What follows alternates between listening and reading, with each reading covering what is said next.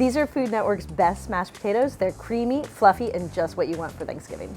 We're gonna start by peeling the potatoes. For mashed potatoes, we like to use russets or any kind of really starchy potato. The important part about cutting potatoes is not how big or small they are, but that they're uniform in size. It's just that we want them to cook evenly. And then I like to take any dark spots like this and just remove them.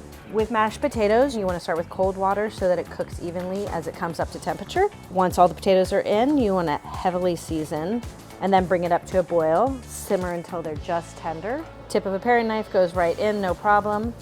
So we've drained them and returned them to the pot, and now we have them on low heat to make sure that any residual water gets cooked off. I like to go ahead and mash it straight down without over mixing it. You can also use a ricer if you want completely lump-free mashed potatoes. I don't mind a few lumps. I do this first before adding any of the fat or the liquid to make sure, again, that I'm releasing as much water by way of steam as possible. So now most of the lumps are out, and from this point forward, I want to be as delicate as possible, folding everything in. So I'm going to fold butter in first, try not to overwork it, and let it melt a little bit.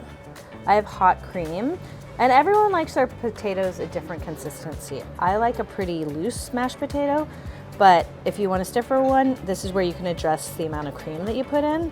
At this point, I've turned the heat off because I don't want to break the potatoes in any way. It's really well seasoned right now because we seasoned the potato water so heavily. I'm gonna put in a little bit more salt just so that when we do eat it later, they're still perfectly seasoned. And you can use freshly ground pepper, black pepper. You can use freshly ground white pepper if you don't want to see the dark specks in there and you like that flavor. At this point, you can cover it, set it aside, and then warm it very gently right before serving. Or another trick is to put it in something like a slow cooker or an instant pot on the slow cooker setting and just keep it warm until you're ready to serve. Let's dig in. Those are some good mashed potatoes.